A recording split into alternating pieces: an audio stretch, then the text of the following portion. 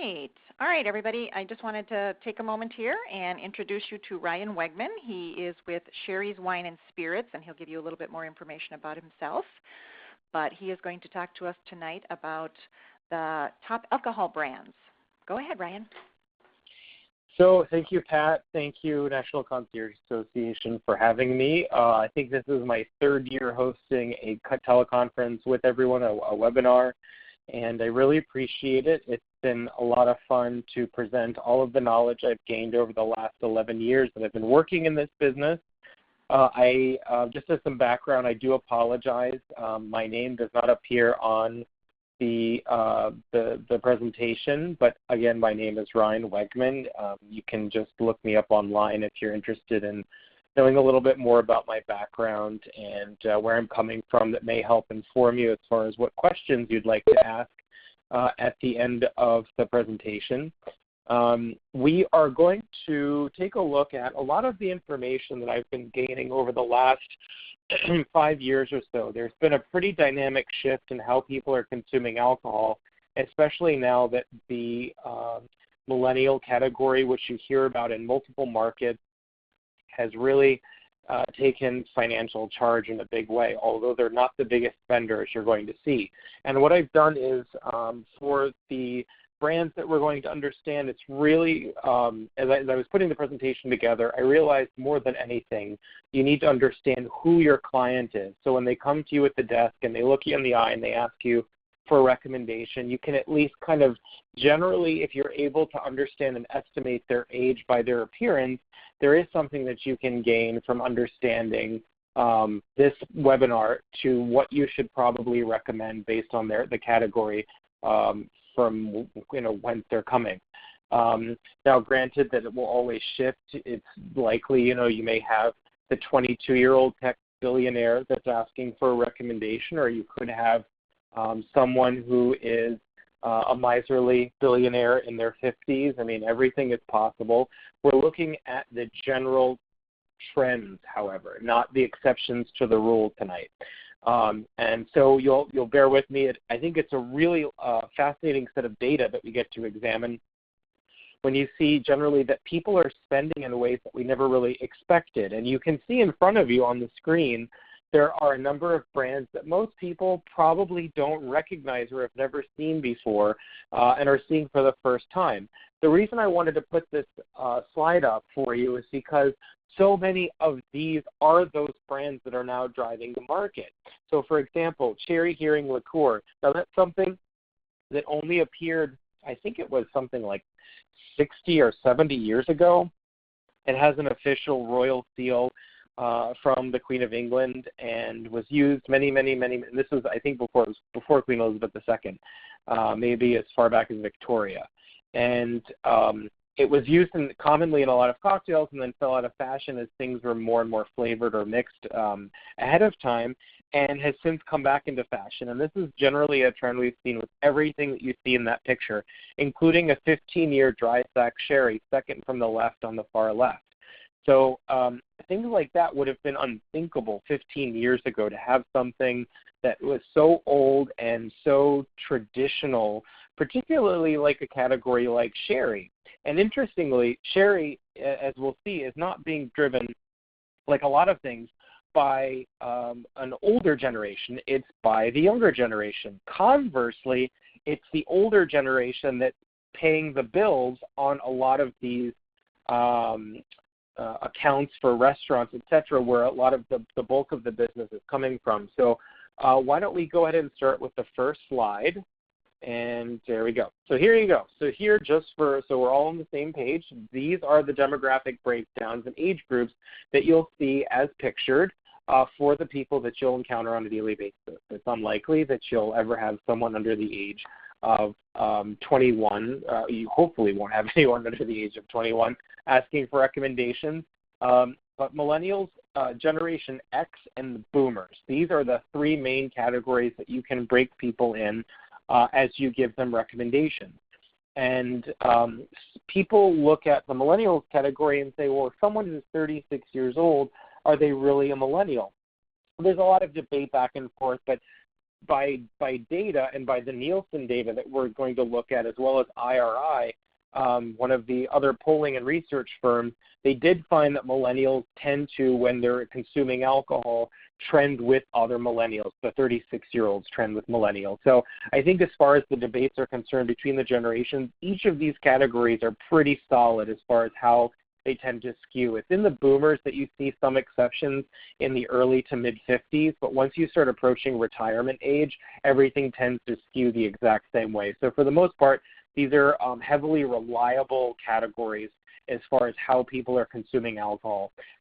One other exception to that, I would say, would be in millennials, the very early millennials, anywhere between 21 to 24, 10 or 23, they tend to shop a little bit differently, but around 22, 23, they start spending much more. But anyway, so here, just take a mental note, but I think these are pretty generally universally understood categories for age groups. Next slide, please, Pat.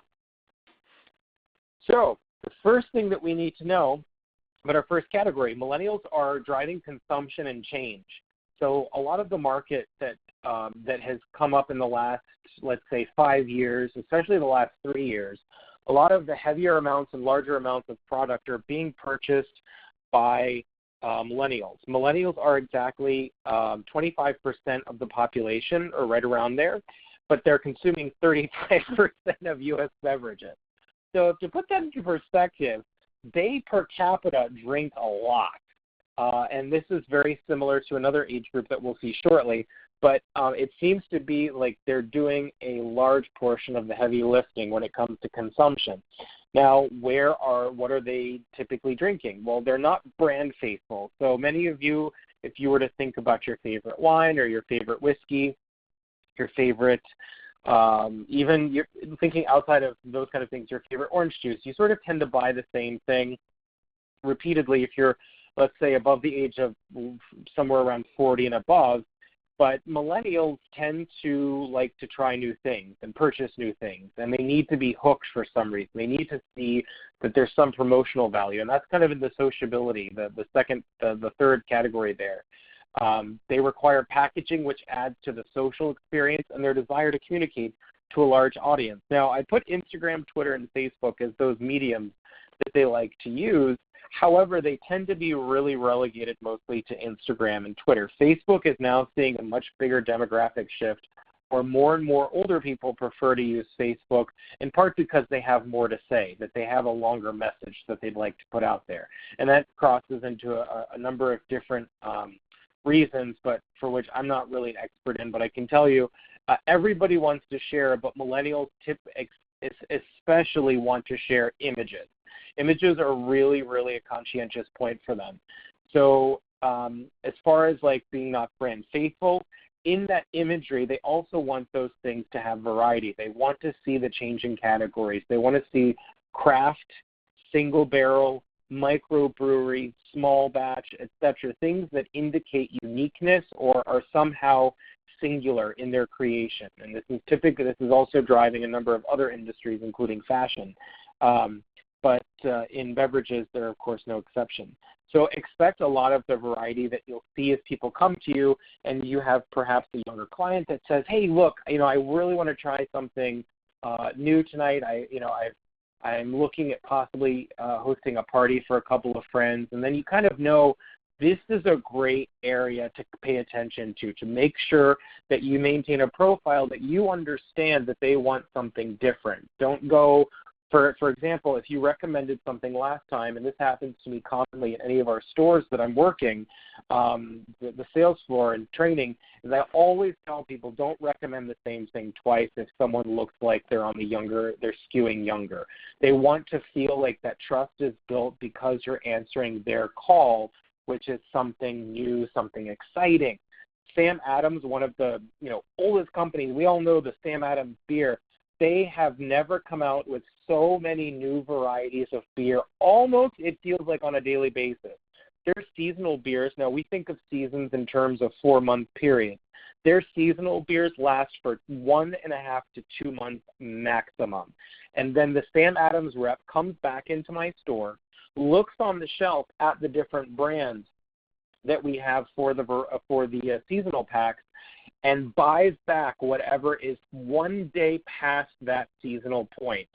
So if it is outside of that 60-day window, they're buying it back. That is how overly concerned they are about making sure that there is no conception or misperception of their ability to change and adapt and renew and do new things. They want people to feel like it's not just the same old, same old. So I think that's really, the biggest takeaway from this particular slide is that millennials want change. They are visually conscious, so the packaging needs to be attractive, and they want to feel like they're getting something new because they want to share it. It's an affirmation. I mean, there's a whole kind of psychological or a whole host of psychological things behind that, but I think the biggest thing is affirmation. And as Pat mentioned, I can't hear anyone, so if at any point you have a question on something that, as Pat said, kind of really specific to the slide, I know it's hard sometimes to remember till the very end, feel free to raise your hand and we can interject. Pat, next slide, please. So this is everything I hate about going out. Everything we were just talking about. This is where the focus goes. You have a table, and this slide, it looks like a blank slide, but this is an actual image at a brunch where everyone had all of their, an actual dinner where everyone had all of their phones off. And I found this reading an article, actually, and it was all about how socially conscious people in general have become about the brands they shop. So crossing from the millennials into our next category, which we'll do shortly, I want you to keep this visual in mind because this is how your client, no matter their age group, they're going to respond in some way, shape, or form of wanting to communicate. And always remember, there's an opportunity there for you to insert yourself into that conversation.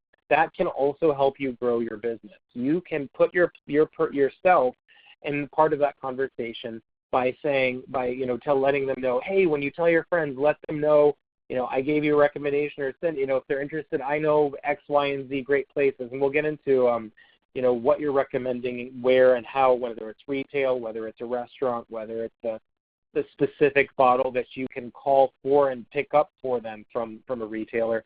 But the people are very conscious about image and communication, and they're getting lost in that, and in my personal opinion, for the sake of the experience, and that's too bad. But at the same time, it is our new reality. So keep this image in the back of your mind as we kind of progress forward, because you're going to be thinking about how you can insert whatever it is you're learning into this specific piece here.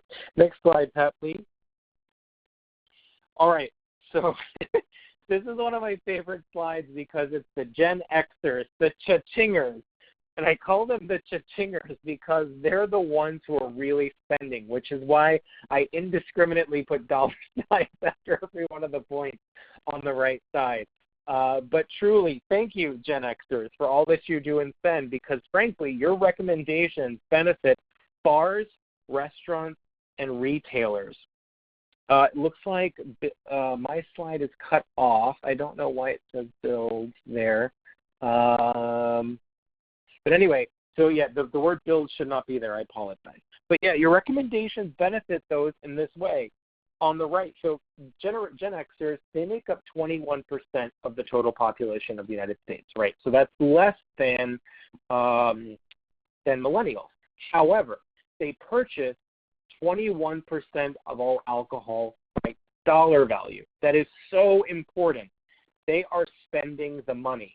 That is what this whole slide presentation is going to show you.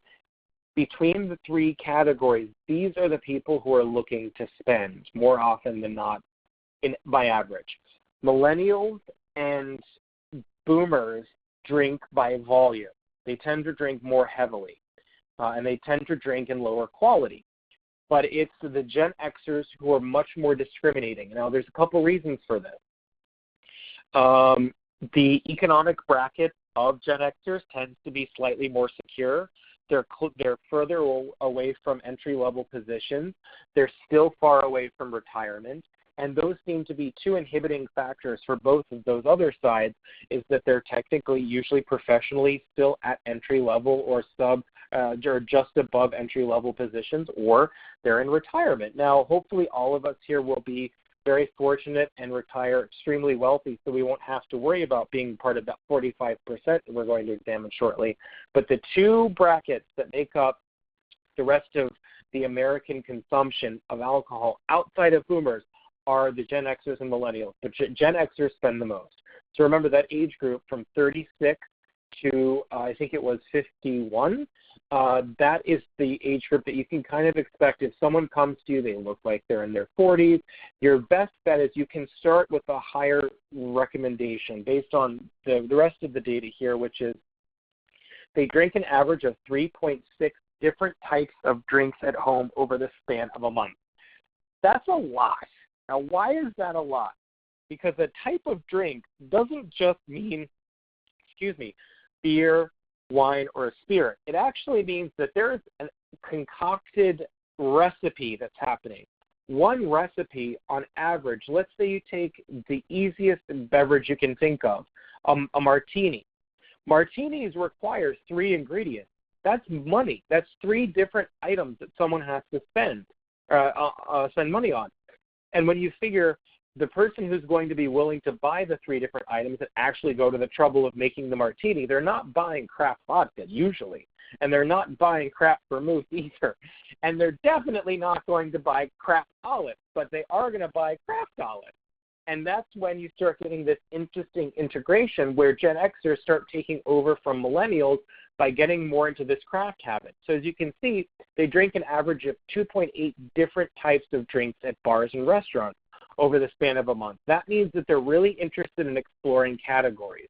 That's really great for bartenders, for restaurants, for retailers, all 3 of those, because one, you're experimenting with the menu. So you're looking at multiple things to purchase. 2, you're purchasing multiple ingredients from a retailer. That's 3 different sales on at least the minimum beverage. And another thing is that from the last piece of data, actually, we'll go to the last one first, they're more likely to try different trends and appreciate craft cocktails than your average person. They're willing to engage openly with whatever a retailer or a bartender is going to recommend to them. And that means that leaves a lot of space for you because they're interested in knowing what's happening.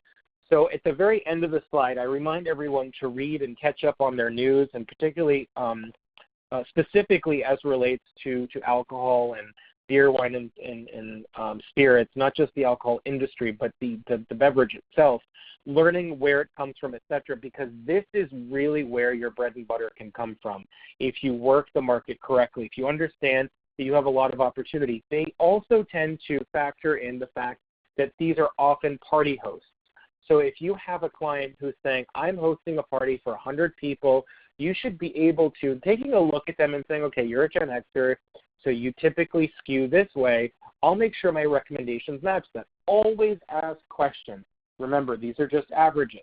I highly recommend every time someone starts a conversation with you, first thing you should say is, well, what is your budget? What are you looking to spend? Where do you want to keep it around? The reason you do that is not because you intend to keep that promise, not necessarily that's the promise, but it's not that you're looking to abide by that. It's so that you know the range in which you have to play to make up some profit, particularly for your company. So I would highly recommend in this instance, remembering that they're also going to be very interested in bars and restaurants. They really want to know where's the hot spot because they have the cash flow to do it. And I think if everyone takes a moment and thinks about their own client list and the people that they regularly assist with bars and restaurants, you can see it probably skews toward this demographic because this is what the data shows us. I guess, and to conclude on Gen Xers, always remember if you really want to experiment and try new things and offer new opportunities, these are the people to try it out on. So, for example, here in Washington, D.C., we just had the Michelin Guide rate a number of our restaurants. We had a number of them that were 1-star, and then we had a couple, I think, that were 2-star for the first time in our history. But we also had a number of, I don't remember what the guide is called, but it's a separate guide that shows you the best restaurants for the money in the city. And one of those is Tail Up Goat, and it's a very experimental restaurant that has all kinds of crazy different dishes and cuisines, and things like curried goat figure very prominently on the list, as well as goat lasagna. It's Bahamian Caribbean influenced cuisine with a bit of like fine dining fusion. It's an amazing place. If you ever have an opportunity, I highly recommend Tail Up Goat. But in what they were doing, they were looking to capitalize on all three of the groups where they saw people are interested in new things, visually enticing things. So a lot of the new brands that are coming out are doing this. So be ready with those recommendations to be, forget the P.F. Chang's, forget, the Mama Lucia's, forget the standards. Come up with something new. Get experimental. They're looking for the Tail Up Goat in your local city. Pat, next slide, please. So, boomers, on the other hand, are a little bit of a womp-womp. Now, boomers, hold the fluff. Where's the deal? They don't care about your beautiful labels. They don't care about the experiment. They want brand loyalty, and they want value. So 33% of the population of the United States are baby boomers. They purchase 45% of all alcohol by dollar value. That is a lot of alcohol. Now, what's the biggest takeaway, though? As we're going to see going forward, the brands that have sustained themselves and do the best, propped up by this statistic, aren't really fun and exciting brands. They're all brands that you can recognize off the bat, not having been in the alcohol business. You can go to your local Kroger, Safeway, Vaughn, Publix, wherever, and you'll recognize a number of these labels. The ones that we want you to remember, the ones that you should be able to recommend to people, and we'll get there in a moment, aren't necessarily those brands. Boomers are unfortunately a category where there aren't a lot of recommendations to make. They typically come in purchasing 46% of the wine and 41% of sparkling wine. Again, that is a lot of alcohol. But they're more likely to buy something because it's cheap or it's a value rather than because of the taste. From a business perspective, that's really bad news. That means that your profit margin is shrinking when you're typically, on average, dealing with boomers. Remember, they're closer to retirement. They are probably most likely on a fixed income or Social Security, which, again, fixed income. So that makes it very difficult. They're less likely to purchase alcohol at a bar or restaurant. This ties back with the first point. It's much more expensive. Of the growing wine market, 42% of it comes from baby boomers. But I will tell you, the growing brands, they are not fine wine brands.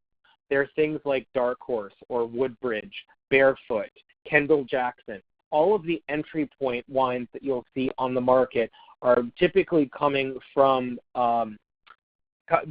empowered and largely by boomers. They're most likely to drink at least once a week. So it adds, and of course I translate a lot of this on the other side, what this means, what boomers mean for us. When a boomer comes to your desk and you look at them and you're like, all right, so you're between the age of 52 and 100, so that tells me where I need to put my recommendation. You can anticipate a large spend. This is the good news. By quantity and volume, but not on quality. So recommend accordingly. So if this person comes to you and says, you know what, I need a case of wine, or I'm looking to get some wine for my house. I need some Woodbridge. We'll tell them, look, Woodbridge, if you buy one bottle of Woodbridge, it's going to be X amount. But hey, the local wine shop that we purchase from here at, Classic Concierge, Capital Concierge, that if you buy it by the case, you can actually get 15% off. Well, a boomer is very excited by that. The millennial typically doesn't care as much. And the Gen Xer is not looking necessarily to get that kind of discount unless it's going to be on the fine wine. You can usually find really deep discounts on major brands because they're typically loss leaders. So if you're going to make the recommendation, if you have to suffer a cheap I don't want to say, that sounds terrible. I take that back. Not that if you have to suffer a cheap client, but if you have to, someone who's trying to really watch their money. And I have grandparents. I know exactly what that's like. There's an opportunity there to say, hey, but you can make up for it by volume. And, of course, you want to help them because you're a good concierge and you're a kind person.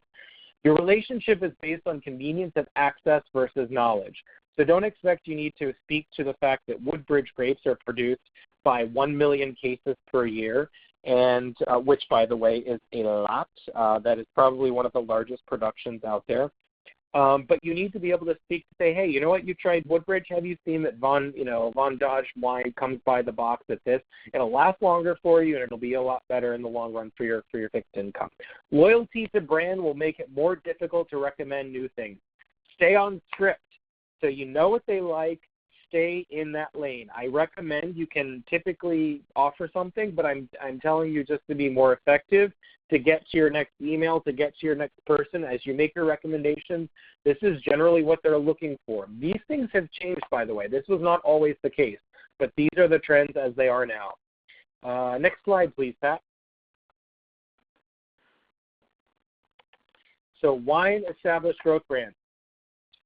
This is a great tool for understanding exactly what I was just saying. Well, we don't have to look at this for very long, but as you can see on the left, all of those brands, you probably recognize every single one of them. Barefoot, Woodbridge, Liberty Creek, Kendall Jackson, Menage a Trois, Rufino, Barefoot again, J. Roger, Mark West, Taylor, Taylor Port, Taylor Madeira, all of those. The Real Sangria, which comes in the big jugs, Simi Chardonnay, Simi, which is a very good wine actually, great value. Noble Vines and Decoy. All of those things are major brands. Now, if you see, what do they all have in common? They're all owned by the same people. It's either Gallo, Constellation Brands, Jackson, or DSD and Duckhorn are the minority stakeholders there. But everything is owned by Gallo or Constellation. And that tells you a lot. They found out a long time ago that the greatest amount of wine being sold wasn't the fine wine, wasn't the stuff exciting, wasn't the things that we can't wait to try at our next tasting or the next time someone takes us to dinner. They're the things, the bread and butter, the stuff that keeps the lights on are usually the jugs on the shelf, the big bottles. Those are the things that are really paying the bills here. So you have to understand that when 45% or thereabouts of wine sold is actually that, it's really important to make sure that you also recognize you don't need to be recommending these things. Do not recommend Barefoot Cellars, Woodbridge, Liberty Creek, Kendall Jackson, Menage a Trois, Rufino. All of those things, the good news is they will sell themselves. You should be recommending to your millennial and Gen Xers, not from these companies, but something different, something exciting, something fresh. And we'll see some of those examples in the end of the slide. And with your boomers, you have an opportunity to say, okay, I know you really like Kendall Jackson, but have you tried? And this is what I mean about staying on the script. You know they like that. Don't try to get crazy. You don't have to recommend an exotic Müller Thurgau from Switzerland from the mountains. You can recommend another Chardonnay that maybe saves them a little more. Or maybe there's an opportunity that within your sales that there's an opportunity to make more in margin as you're selling to that client for a large event. So these are things to kind of keep in mind. But again, these are the ones everyone knows. If you want to mentally take a snapshot or even with your phone, everyone knows these brands. If you do get into a pinch and they're asking for recommendations and they're saying, you know what, I really just want to go with the safe bet. Boom. This is the easiest go-to list. Everyone knows these wines and they're crowd pleasers at every turn. Next slide, please, Pat. All right, so the brands that are growing. Beer for our first one. And you recognize every one of these brands. I'm not going to spend a lot of time here because I think this more than anything is just teaching kind of what I was speaking to before. You don't need to be able to sell these. They sell themselves. So when you have a client call you and say, hey, I need a 12-pack of beer and 3 bottles of wine and maybe 1 bottle of whiskey for tonight, don't go to these brands. They sell themselves. People want to be impressed. They want to see what you know. Now that the market has moved in large part, because while 45% of boomers are buying one thing, remember, you've got 20%, almost 50% of the market, or over 50% of the market, is controlled by the people who are looking for new and fresh things. So what do we learn from this? When we're going forward recommending things, don't recommend the things that are already selling and growing that people know. This is the best way that you can look like you're also in the know. You can say, look, I know you really like your Stella, but have you tried Left? Have you tried, Hofbrau? Have you tried? And other things that you can kind of look up notes and say, hey, look, this is similar. You can taste them side by side yourself. And you'll also see that you're likely to be able to build a trust there because they're going to say, all right, you know about some different things, some craftier things. I appreciate that. So based on our data, again, we know that at least 50% of the market wants the word craft or single barrel or boutique, or they want unique somehow built into that brand. So what do we learn?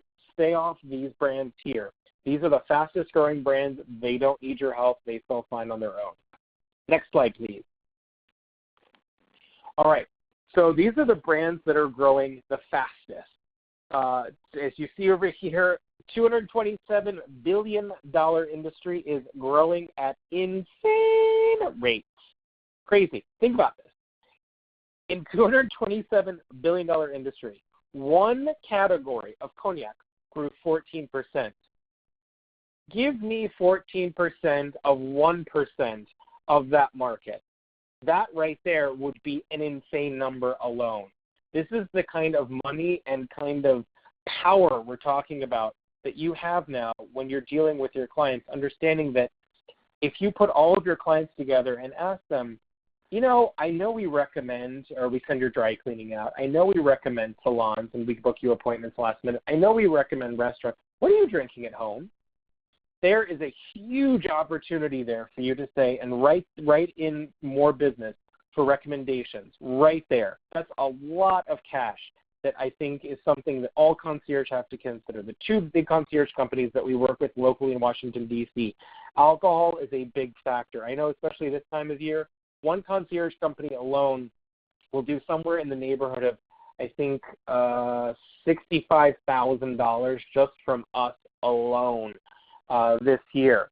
So if you figure that's just one concierge company, and that's coming from their select group of clients. Imagine how many people and how many recommendations that you can make and you can utilize, and you can insert yourself into that conversation. Back to that picture that we had before of all the people with their cell phone. They want to communicate. They want to talk to each other. How did you find that? I found it through Pat over at the Minneapolis Club. Well, thanks, Pat. And then suddenly Pat has 3 more people, and that's another few $100s right there alone in a new client. Highly, highly, highly recommend trying to factor this in now that we can see in front of us the big numbers. First thing, though, whiskey. Vodka slowed way down. It's still up about 2%, but it was growing at a rate of something crazy like 15 or 20%, where Irish whiskey has replaced it. Whiskey with vodka slowing, American Canadian whiskeys are on the move at a combined 7% increase over last year. Buy vodka. And then tequila, 7.4% up. Single malt Scotch whiskey, 13% up. The United States is the largest single malt market in the world. That's saying a lot. Indian and Chinese markets are very heavily driven by single malts, and the United States, is still overpowering them in a big way. Cognac, this one was a real shocker to me, actually, when I was reading studies. 14%. Cognac is back. Cognac is cool again, and that has a lot to be done thanks to the bourbon and whiskey markets. People are into dark again. Brown is what's up in town. Sorry. I had to think of something that rhymed in the moment. But Irish whiskey, following in that trend, 20%. It was, and I just wrote here, what was once a college favorite has expanded to include the breadth of single malt nuance. They have single grain, single malt, single barrel Irish whiskey, and branding of bourbon varieties and styles, sherry finished, non-sherry finished. They had multiple types where it was just Jameson and Bushmilk, and it was Catholic and Protestant whiskey. Now you have a whole melange of things in between. Next slide, please. So the number one, I love our squirrel. He's so cute. He looks like a very curious squirrel to me. Like he wanted to know. So what now, Ryan? You've talked a lot, like a lot. So what's the one tip to know? What's the one thing that you should know? And I hate to turn the slide because he's so adorable. But Pat, next slide. What's the number one tip to know? Make unique recommendations. Come up with new things and ideas. So, for example, if someone were to say, I need tequila, right here is a picture of 5 of my favorite unique brands. And what's great about them? Espolón Tequila, the middle, the one on the second from the left, that Blanco goes for $24.99. It's right around the same price point as Jose Cuervo, but it way over delivers from what you would get in Jose Cuervo. The same thing with Altos Los Hormigas. Azul Centenario is a high-end tequila, which is delicious, but it's only around $45, and it blows a number of the other, like Don Julio, etc., out of the water in terms of offering bang for the buck. The last tequila on the very end, Tapatio, that's another one. People come in all the time asking for different tequila. They want to try something new and fresh, and they don't have to spend a lot. And suddenly, I have their trust because look at the packaging on the Altos. That bottle is actually very heavy and made of very thick beveled or a little dented glass, like in a copper style. Centenario packaging is all in this Art Deco original bottle style. Espolón has the skeletons riding chickens. I mean, you can't really capture the imagination any more than a dead guy riding a chicken.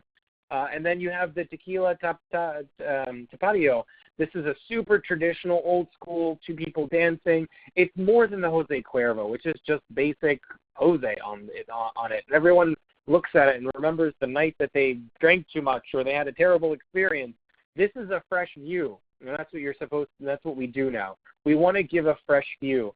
All of those big brands are established. It's time you learn about the new things, the craft things, different things. Next slide, please, Pat. So here's a great example of widely available wines with some of my favorite fresh packaging. This is from the Orin Swift line, and many of you will probably recognize on the left here, The Prisoner, very far left. But many people don't know that these other 5 wines to the right of The Prisoner are also from the Orin Swift line.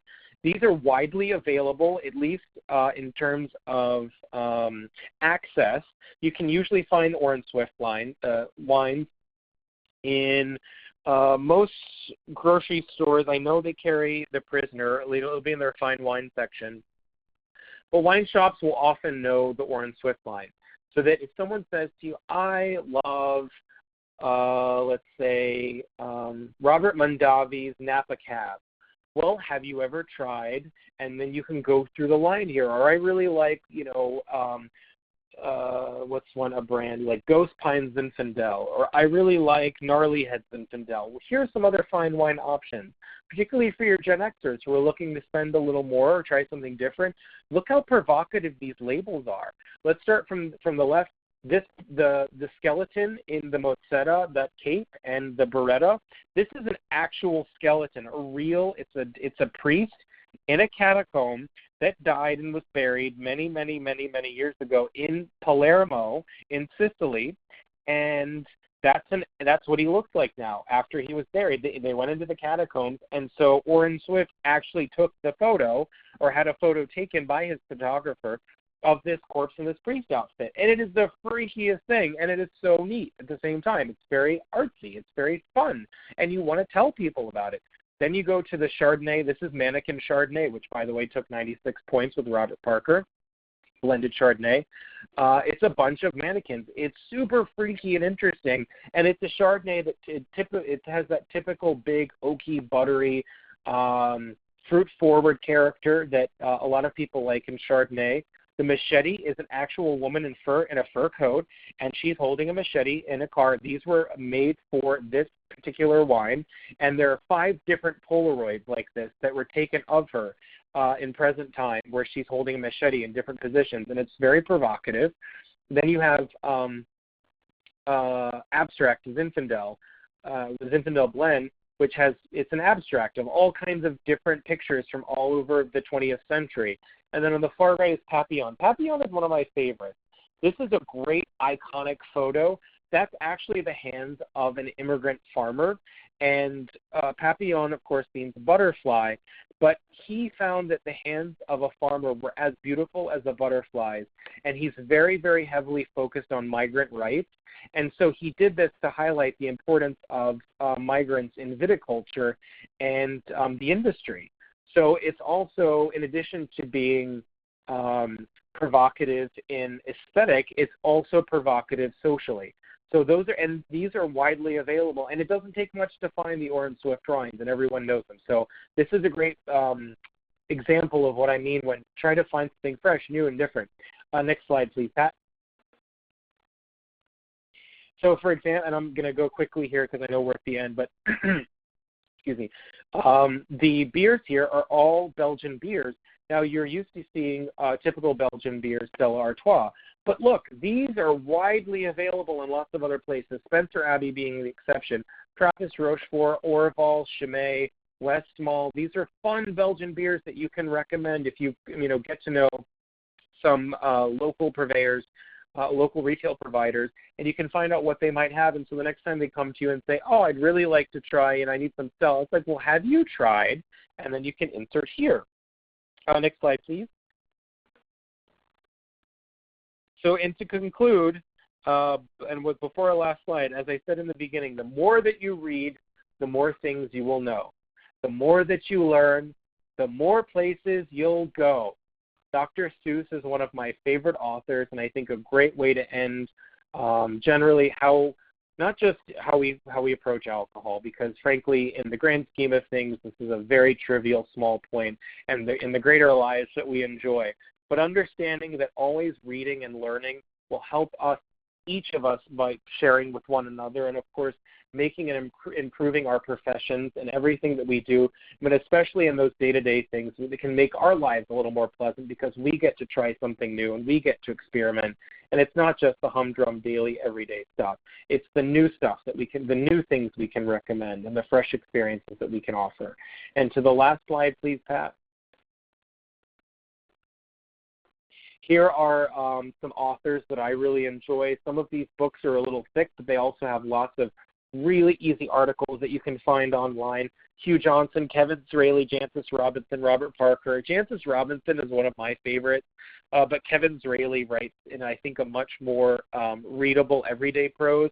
But Jancis Robinson, she deals with high-minded topics at times, but she does it in a very conversational way. So I would recommend Kevin Zraly and Jancis Robinson.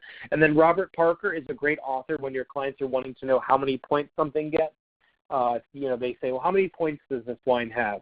Robert Parker is usually the guy that's providing that. So at this point, I would like to thank you for allowing me to present to you, and we can go ahead and open it up for questions. The conference has been unmuted. All right. Anybody have any questions for Ryan?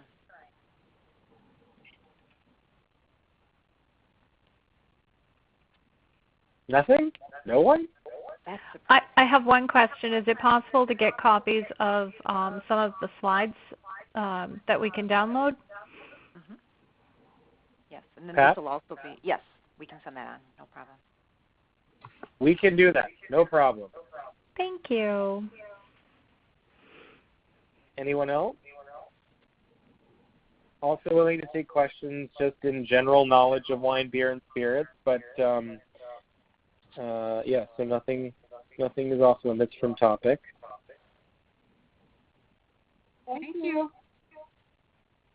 You're welcome. All right, you were very thorough.